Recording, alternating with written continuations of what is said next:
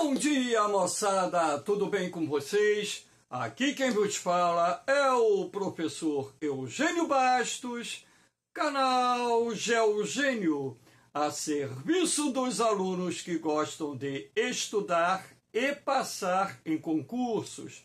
Moçada, vamos fortalecer o canal, se inscrevam no canal, dê aquele like, compartilhe o vídeo e ajude o professor Eugênio Bastos a democratizar o ensino da geografia.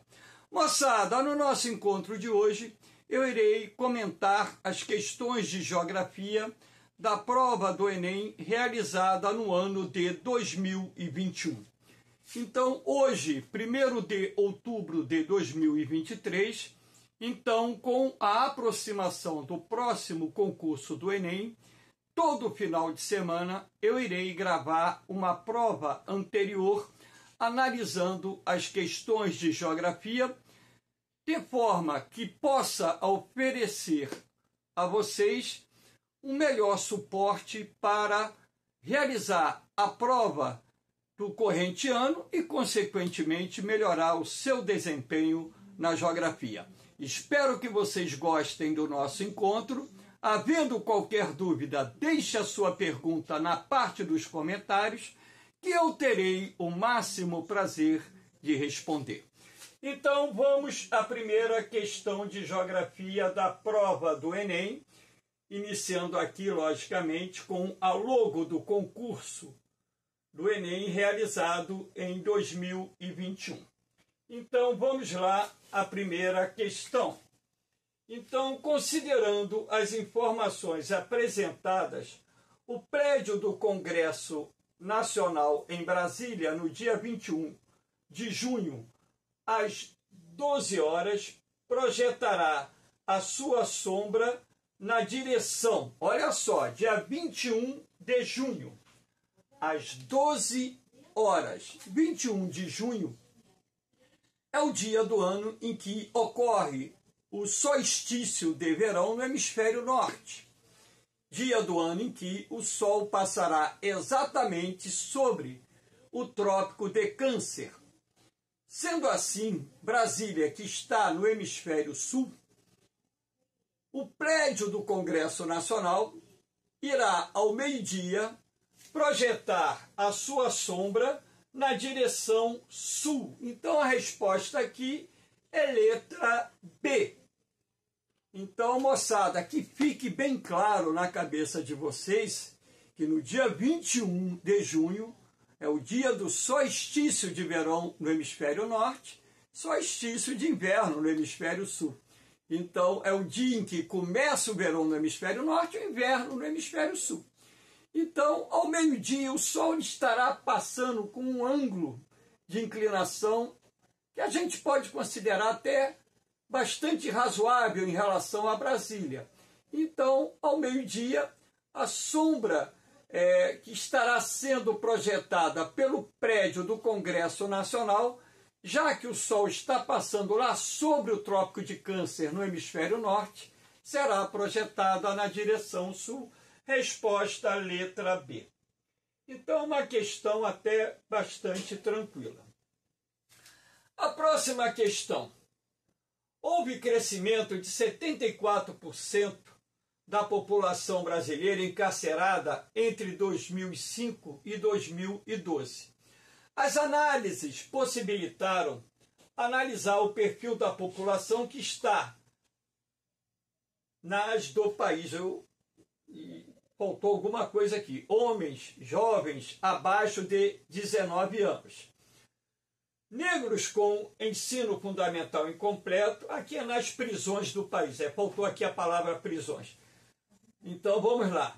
Vamos repetir aqui. Houve crescimento de 74% da população brasileira encarcerada entre 2005 e 2012. As análises possibilitaram analisar o perfil da população que está nas prisões do país. Homens jovens abaixo de 29 anos, negros com ensino fundamental incompleto, acusados de crimes patrimoniais e, no caso dos presos adultos, condenados e cumprindo regime fechado e majoritariamente com penas de 4 até 8 anos. Brasil, mapa do encarceramento, os jovens do Brasil, Brasília, Presidência da República, 2015. Nesse contexto, as políticas públicas para minimizar a problemática descrita devem privilegiar a flexibilização do Código Civil, a promoção da inclusão social, a redução da maioridade penal, a contenção da corrupção política, a expansão do período de reclusão? Não.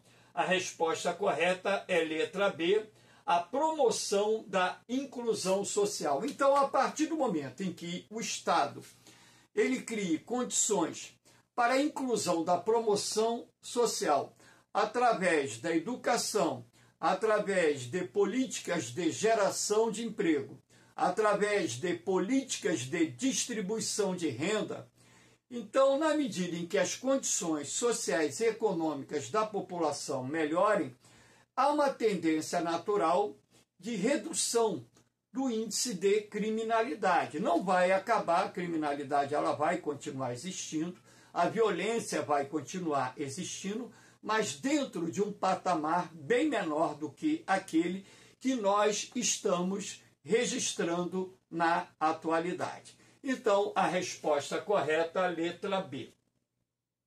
Lembrando que a pobreza ela contribui para o aumento da violência, para o crescimento da criminalidade.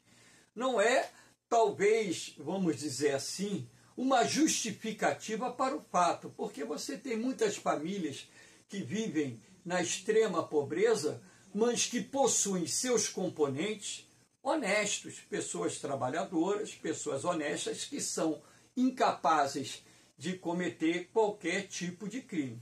Mas há de se convir que a pobreza, a miséria, acaba sendo ou se transformando no indutor da violência, no indutor de crimes. Vamos aqui para a próxima pergunta. O uso de novas tecnologias envolve a assimilação de uma cultura empresarial na qual haja a integração entre as propostas de modernização tecnológica e a racionalização. Nem sempre o uso de novas tecnologias é apenas um processo técnico, na medida em que pressupõe nova orientação no controle do capital, no processo produtivo e na qualificação da mão de obra. Dos diversos efeitos que derivam dessa orientação, terceirização, a precarização e a flexibilização aparecem com constância como características do paradigma flexível em substituição ao modelo taylorista-fordista. O uso de novas tecnologias relacionado ao controle empresarial é criticado no texto em razão de operacionalização da tarefa laboral? Não. Capacitação de profissionais liberais? Não. Profissionais liberais são aqueles que trabalham por conta própria, médicos, dentistas, advogados, contadores? Não. Fragilização das relações de trabalho? Sim, a fragilização das relações de trabalho. Por quê? A partir do momento em que você tem a precarização das relações de trabalho, você tem as reformas trabalhistas sendo implementadas em vários países do mundo, inclusive aqui no Brasil em 2017, isso vai contribuir direta e indiretamente para a precarização das relações de trabalho. Então, logicamente, que você tem a supressão de determinados direitos trabalhistas, você tem uma maior rotatividade no emprego, você tem a perda do poder de compra da massa trabalhadora, até mesmo porque o exército de mão de obra sobressalente, a partir do momento em que se cria um mecanismo que favorece uma maior rotatividade no emprego, isso vai contribuir também para a queda dos salários pagos aos trabalhadores e, sendo assim, também contribuindo para um empobrecimento maior dessa classe trabalhadora. Então, hierarquização dos cargos executivos, claro que não fora do contexto, né? Cargos executivos são exercidos por profissionais com maior nível de qualificação. Aplicação dos conhecimentos da ciência também não cabe no comando da questão que está em tela aqui. Deixa eu pegar o óculos que eu estou com dificuldade de ler um pouquinho. Então vamos lá. A próxima questão. Seu turno de trabalho acabou. Você está em casa e é hora do jantar da família. Mas em vez de relaxar, você começa a pensar na possibilidade de ter recebido alguma mensagem importante no e-mail profissional ou no grupo do WhatsApp da empresa. Imediatamente você fica distante. Momentos depois, com alguns toques na tela do celular, você está de volta ao ambiente de trabalho. O jantar e a família ficaram em segundo plano. A simples vontade de checar mensagens do trabalho pós-expediente prejudica a sua saúde e a de sua família. O texto indica práticas das relações cotidianas do trabalho que causam para o indivíduo a proteção da vida privada, não contradiz o próprio comando da questão, o enunciado da questão. Ampliação de atividades extras, correto. A partir do momento que você está em casa, está olhando o seu e-mail profissional, você está olhando o grupo do WhatsApp da sua empresa, onde ali tem algumas diretrizes que estão sendo passadas, e você se apega no horário do seu descanso, do seu lazer, a interagir através do e-mail ou através do WhatsApp com a empresa ou com os profissionais da empresa, direto ou indiretamente você está exercendo uma atividade laboral. Então, na verdade, isso vai comprometer, isso vai acabar afetando até mesmo a sua relação dentro da sua casa, o seu relacionamento com os seus familiares. Então, isso aqui, resposta correta, a letra B. Elevação de etapas burocráticas não cabe. Etapas burocráticas, burocracia é um excesso de normas que as empresas acabam adotando. Diversificação do lazer recreativo contradiz com o enunciado da questão. Desobrigação de afazeres domésticos? Não, isso não desobriga você ter os seus afazeres domésticos. O problema é que você acaba se apegando no seu momento de descanso, no seu momento de lazer, com comandos que vêm dos seus superiores, das empresas onde você trabalha e, consequentemente, você acaba exercendo uma atividade extra fora do seu turno normal de trabalho. Então, a resposta correta é a letra B. Aqui nós temos, constatou-se uma ínfima inserção da indústria brasileira nas novas tecnologias ancoradas na microeletrônica, capazes de acarretar elevação da produtividade nacional de forma sustentada. Os motores do crescimento nacional há décadas são os grupos relacionados a commodities, agroindustriais e a indústria. Commodities é o nome que se dá a produtos primários de baixo valor agregado, tá? E a indústria representativa do antigo padrão fordista de produção. Esta última, limitada pela baixa potencialidade futura de desencadear inovações tecnológicas capazes de proporcionar elevação sustentada da produtividade. Um efeito desse cenário para a sociedade brasileira tem sido vamos lá, o barateamento da cesta básica. A cesta básica são aqueles produtos alimentares essenciais que nós consumimos no dia a dia, assim como alguns, vamos dizer assim, materiais de higiene e limpeza que fazem parte das nossas necessidades. Retorno à estatização econômica, em nenhum momento se fala nisso aqui no comando, e o Brasil em nenhum momento pensa em reestatizar sua economia. Ampliação do poder de consumo. Ora, ampliação do poder de consumo ocorre quando você tem políticas de distribuição de renda, que não é o caso daquilo que está sendo comentado aqui na questão.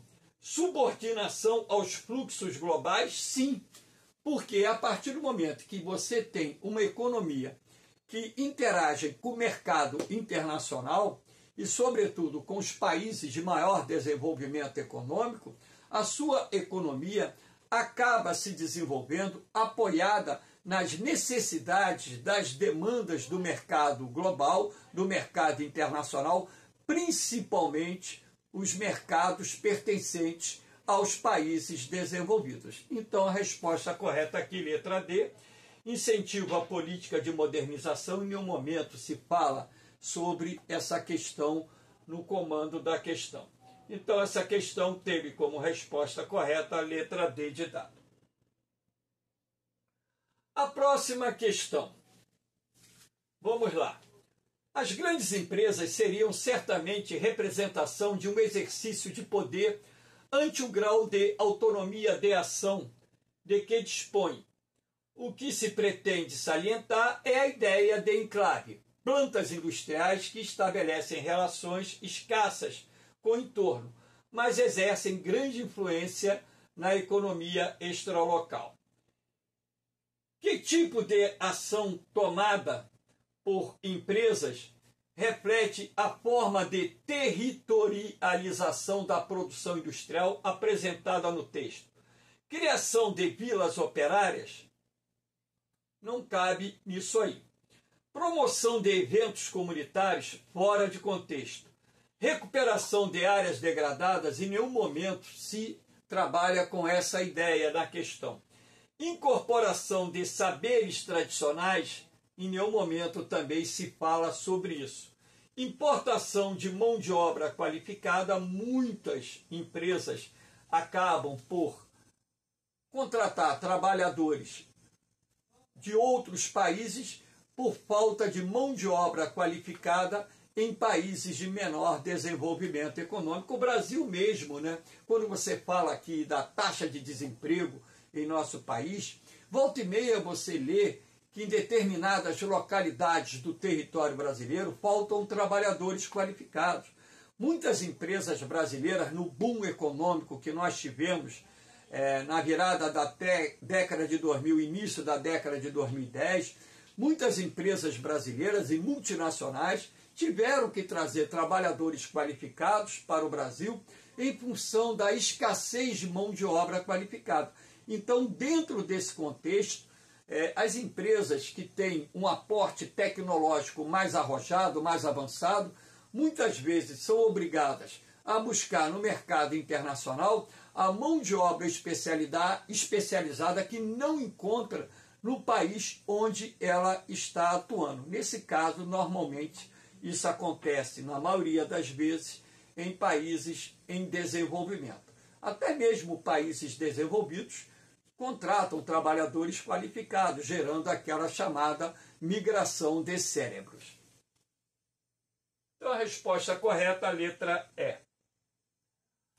Aqui nós temos, desde 2009, a área portuária carioca vem sofrendo grandes transformações realizadas no escopo da operação urbana consorciada conhecida como Porto Maravilha. Parte importante na tentativa de tornar o Rio de Janeiro um polo de serviços internacional. A revitalização urbana deveria deixar para trás uma paisagem geográfica que ainda recordava a cidade do início do século passado, para abrir espaço em seu lugar a instalação de modernas torres comerciais, espaços de consumo e lazer inéditos e cerca de 100 mil novos moradores. Uma nova configuração socioespacial capaz de alçar a área portuária do Rio de Janeiro ao patamar dos waterfronts de Baltimore e Barcelona e Buenos Aires. As intervenções urbanas descritas derivam de um processo socioespacial que busca a intensificação da participação da competitividade global.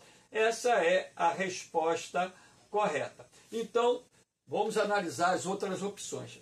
Esse texto em si, ele fala de um processo que a gente chama, na geografia urbana, de gentrificação, que é uma palavra de origem francesa que significa enobrecimento do espaço urbano. Então, o processo de gentrificação é aquele que deriva da revitalização de espaços urbanos degradados a partir da ação conjunta de investimentos públicos e privados.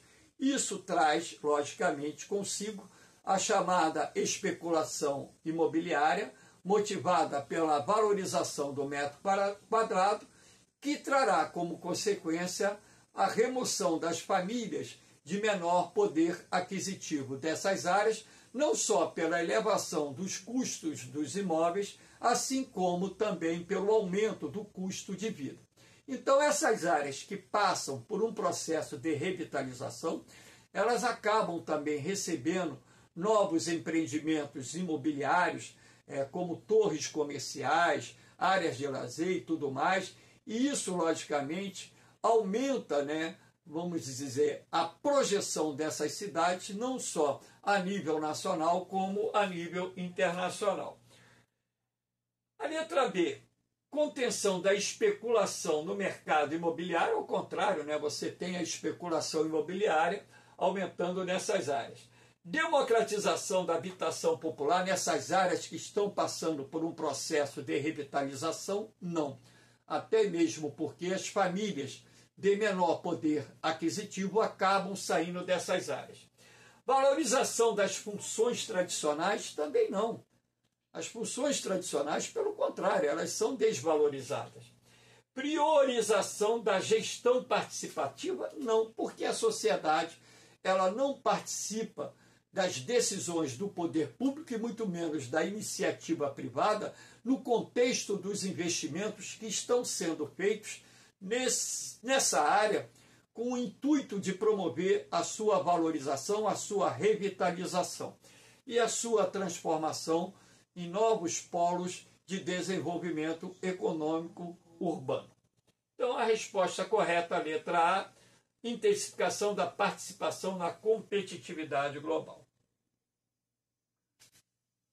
Aqui nós temos a participação social no planejamento e na gestão urbanos ganhou impulso a partir do Estatuto da Cidade, Lei 10.257/2001, que estabeleceu condições para a elaboração de planos diretores participativos, instrumentos esses indutores da expansão urbana e do ordenamento territorial, que a princípio devem buscar representar os interesses dos diversos segmentos da sociedade. No entanto, é notório o limite à representação dos interesses das camadas sociais menos favorecidas. Nesse processo, este rumo deve ser corrigido e deve-se continuar buscando mecanismos de inclusão dos interesses de toda a sociedade. Então vamos lá. Qual medida promove a participação descrita no texto? Redução dos impostos municipais? Não. O que isso tem a ver com a participação popular, com a participação de entidades ou associações de moradores dentro desse processo? Nenhum. Privatização dos espaços públicos, também fora do contexto.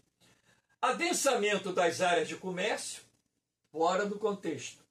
Valorização dos condomínios fechados, totalmente fora do contexto.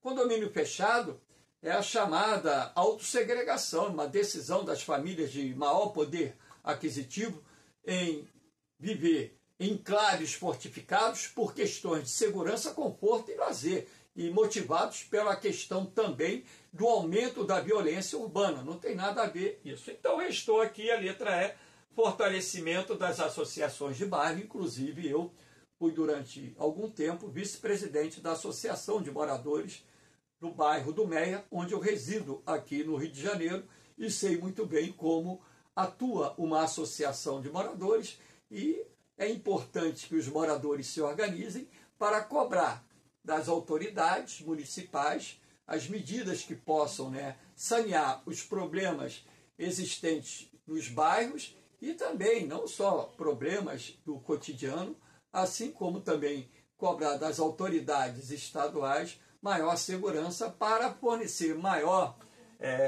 vamos dizer, qualidade de vida para a população, né? Porque a população, quando está vivendo em áreas onde a violência, o crime organizado passa a atuar e restringir o seu direito de ir e vir, consequentemente, a associação de moradores ela pode atuar dentro de um limite, claro, de forma que isso também possa se refletir numa melhoria da qualidade de vida na área onde resida.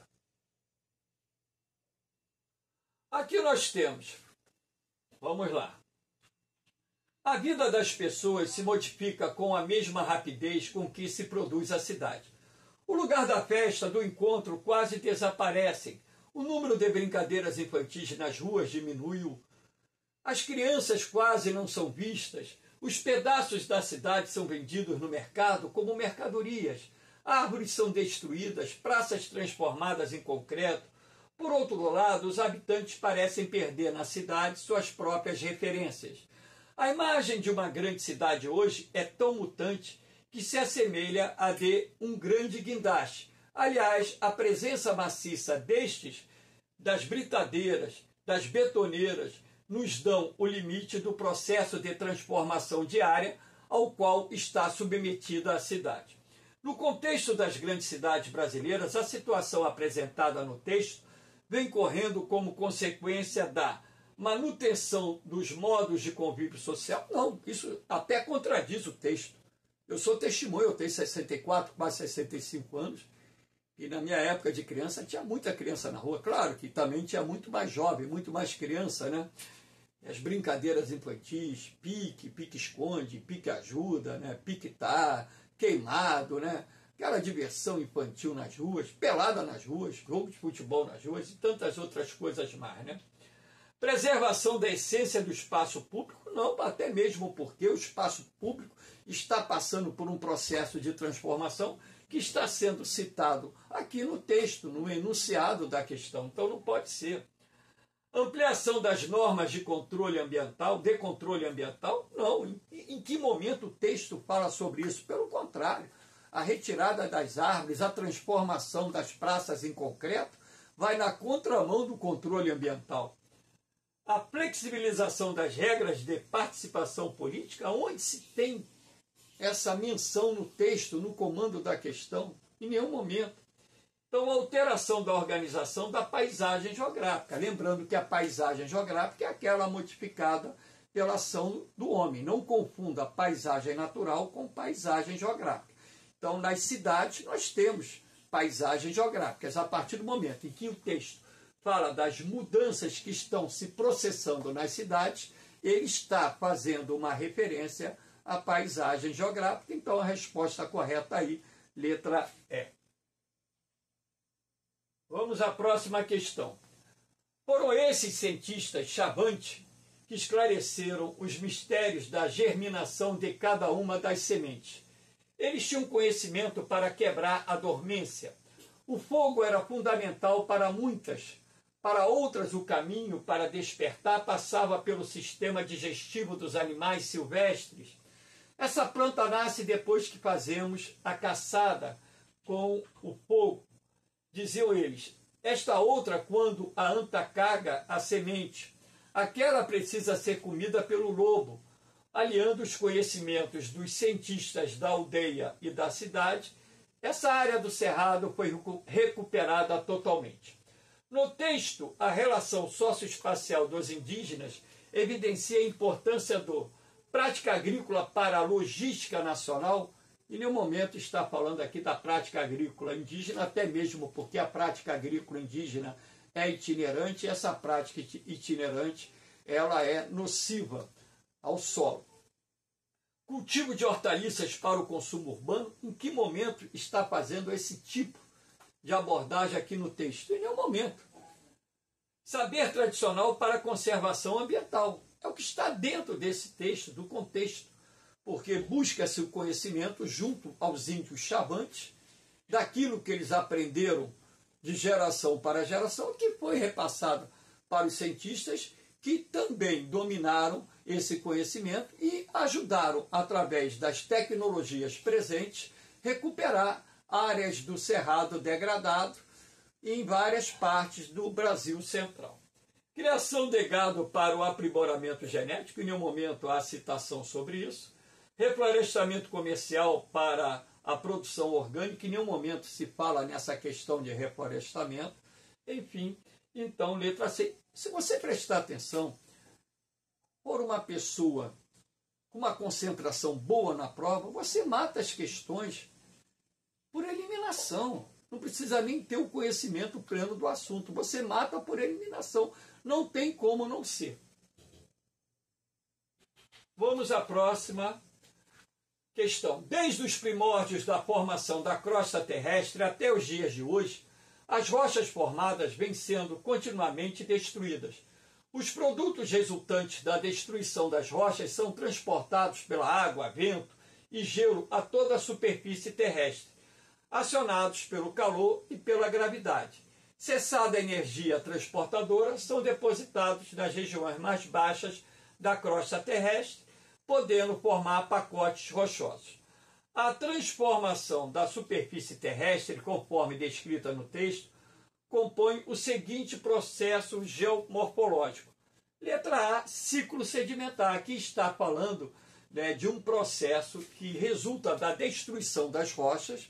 Então aí você já tem a ação do intemperismo, combinada com a ação da erosão. Esse material retirado das rochas é transportado pela água, pelo vento, pelo gelo, para áreas mais baixas, onde é depositado, dando origem a um capeamento sedimentar ou uma bacia sedimentar. Então, resposta correta, a letra A. Instabilidade sísmica, tremores de terra? Não, em nenhum momento se fala sobre isso. Intemperismo biológico? Também não. Intemperismo biológico é aquele resultante da ação de determinados seres vivos.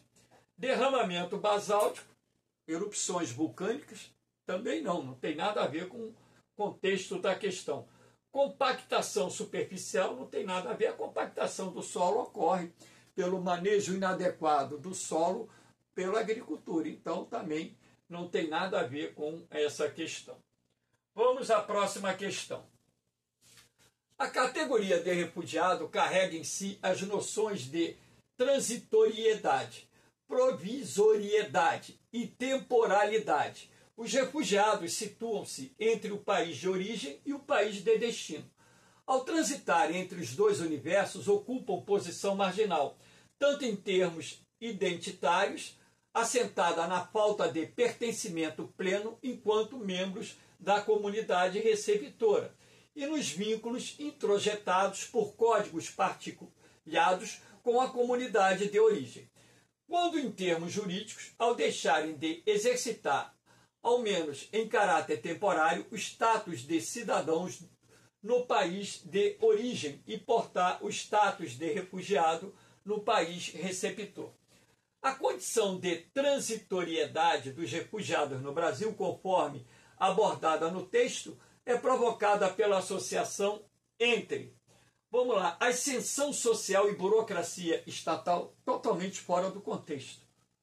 Ascensão social, burocracia estatal, fora. Vamos lá. Miscigenação étnica e limites fronteiriços, fora do contexto. Desqualificação profissional e ação policial, fora do contexto. Instabilidade financeira e crises econômicas, fora do contexto. Desenraizamento cultural, insegurança legal, é aquilo que acontece com os refugiados quando eles chegam a determinados países. Então, aquilo que eu disse anteriormente, se você ficar ligado ao comando ou enunciado da questão, você mata quase todas as questões da prova de geografia, ou questões de geografia da prova do Enem. Então, resposta correta, letra E. Aqui nós temos uma outra questão.